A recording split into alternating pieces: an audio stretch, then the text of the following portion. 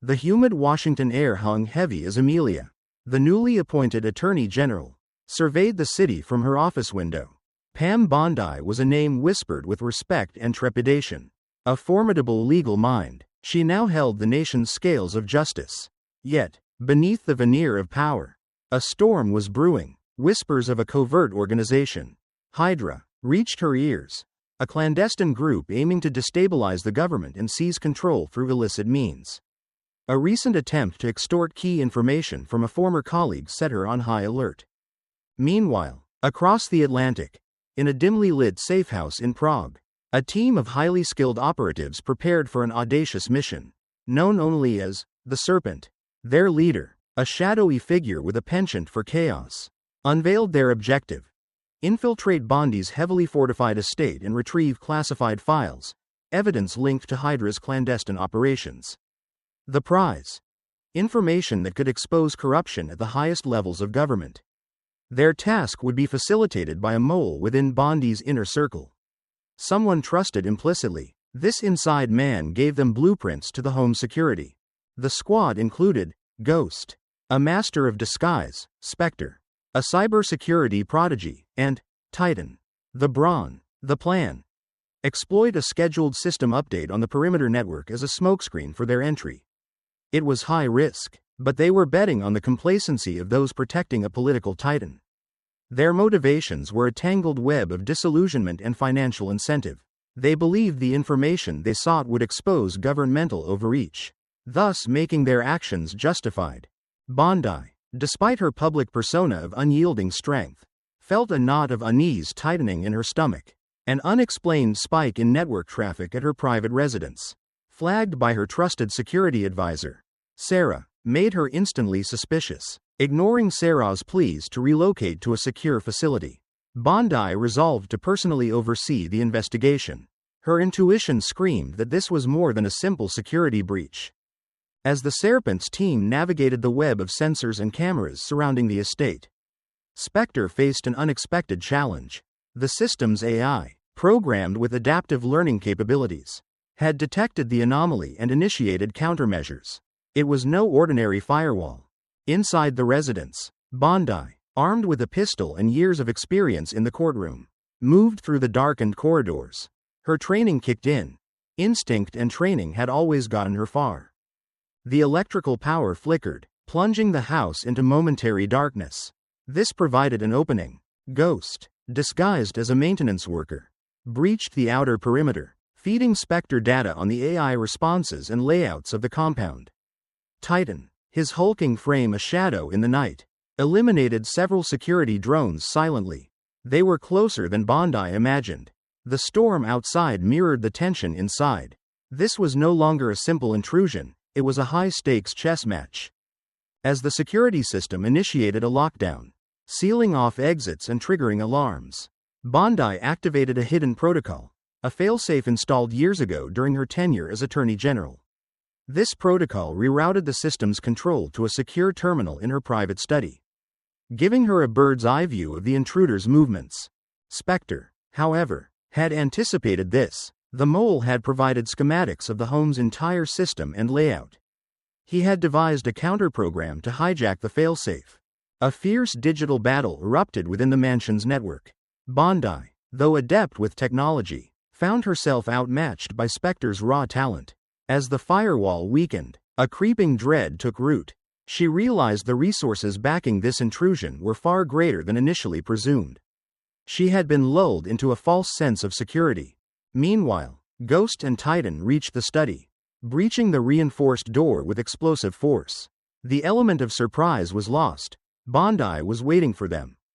She released a blinding flash grenade, momentarily disorienting the intruders. The ensuing chaos allowed her to slip through a secret passage behind a bookshelf, disappearing into the depths of the estate. Cornered and wounded, Bondi found herself in an underground bunker beneath the estate, the last line of defense. Her phone had no service, the house was sealed. The heavy steel door leading into the bunker had locked behind her. Outside, Titan was beginning to get the door open. Ghost had noticed something was off in the mole's diagram, however, and he was able to tell Titan to stop. It was rigged with explosives. He said, They would have to find another way in. Through her security feed in the bunker, she saw the men had been joined by the serpent himself. A distorted video message crackled to life on one of her monitors. "Amelia," the serpent's voice echoed, devoid of emotion. "Release the files. Save yourself and what's left of your career." Bondi sneered, her resolve hardening. "I'll see you in hell before I give you anything." The serpent chuckled. "Such conviction. But what about the collateral damage? What about your family?" A live feed appeared on another monitor, showing Sarah, her advisor, bound and gagged in a distant location. Bondi's expression faltered. This was not just a political assault, it was personal. She had a decision to make. Uphold her oath or protect those she loved. The choice felt impossible, a devil's bargain offered with icy precision. The ticking clock added to the suffocating weight of her dilemma. Time was running out. Bondi, her mind racing, engaged the bunker's intercom system. "I need proof that Sarah is unharmed," she demanded, her voice unwavering despite the tremor in her hands. The serpent obliged, displaying a brief video of Sarah, visibly shaken but alive. "Cooperate, and she walks free." Bondi hesitated. She needed time. "An edge. The files are heavily encrypted." She lied. "It'll take me hours to unlock them." The serpent, aware of Bondi's technical prowess, countered. "I'll send Spectre down. He'll decrypt them in minutes. All I want is the drive." He gestured to the door. Bondi realized the serpent's true objective wasn't just the files, but also her. They needed her out of the picture. She bought time and had to think fast. Instead of granting access, she disabled the lighting within the bunker, plunging the room into complete darkness. She knew the layout intimately, having designed it herself. Using her night vision goggles, she moved silently, disabling the security system and rerouting power to a hidden transmitter. A distress signal, her last hope, was sent to a secure government agency. The bunker door exploded inwards. The house had been breached. Spectre was through, but she was ready for him. A hand-to-hand combat ensued, with Bondi using her knowledge of the bunker and Spectre's unfamiliarity against him. As she gained the upper hand, a siren wailed in the distance, growing louder. The agency had received her signal. Realizing their plan had failed, the serpent ordered Titan to extract Spectre and abandon the mission. Moments later, the bunker door blew open. The authorities moved in, securing the facility. The serpent, Ghost, and Titan had vanished, leaving behind a trail of evidence. Bondi, bruised and battered but unbroken, watched as Sarah was brought to safety.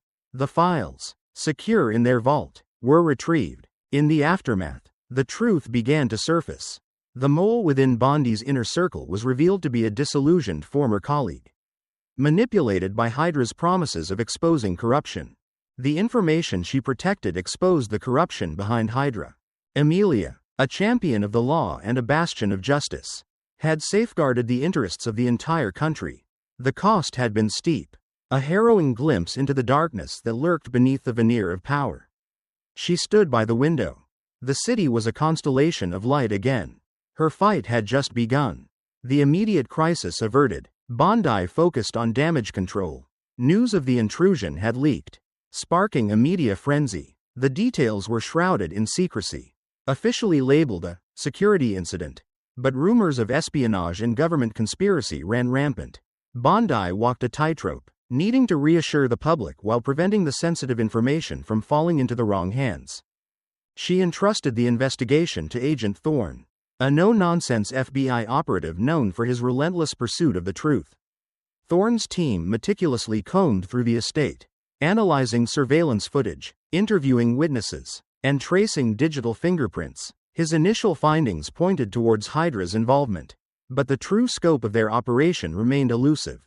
Meanwhile, Bondi grappled with the betrayal of her former colleague, David. Despite the threat Hydra posed, she couldn't shake the feeling that David was merely a pawn in a larger game.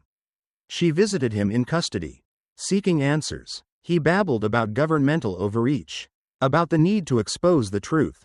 However painful, he genuinely thought he was a hero. He wasn't acting alone, and there was a chain of command that could be revealed. Agent Thorne, following a lead gleaned from the recovered data, traced the stolen intel to a shell corporation in Switzerland. He dispatched a team to investigate, But they encountered a web of false identities and dead ends. Hydra was adept at covering their tracks, a testament to their financial resources and influence. Bondi, restless and dissatisfied with the slow progress, took matters into her own hands. Utilizing her extensive network of contacts within the intelligence community, she uncovered a pattern of suspicious financial transactions linked to several high-ranking officials, including a powerful senator known for his staunch opposition to her policies. The senator's name was Gregory Hartford. The discovery sent a chill down her spine. If a sitting senator was involved, Hydra's reach extended far deeper than she had imagined. Bringing down an organization this influential would require irrefutable proof and the support of the highest authority. Bondi set a secret meeting with the president. Meanwhile, the remnants of the Serpents team regrouped in a remote location.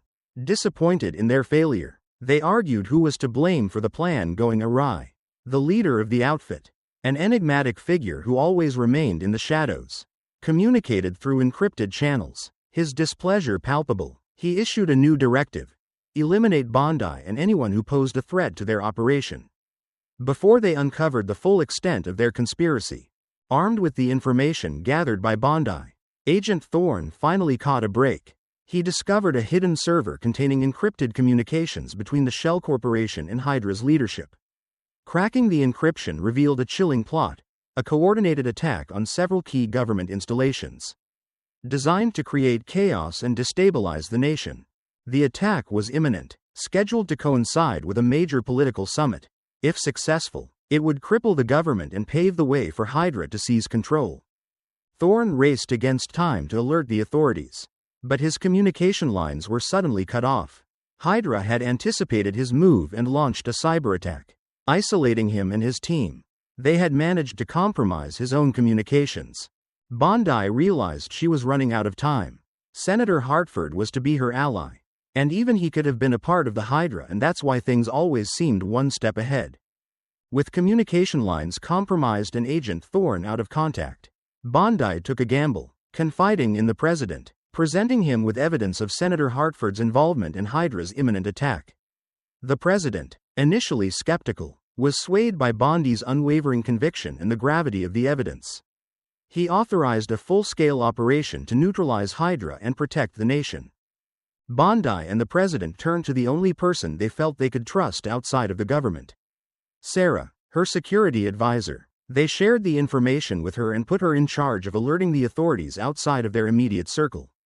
Bondi now, with the assistance of the president, arranged a public press conference, intending to expose Hydra's conspiracy.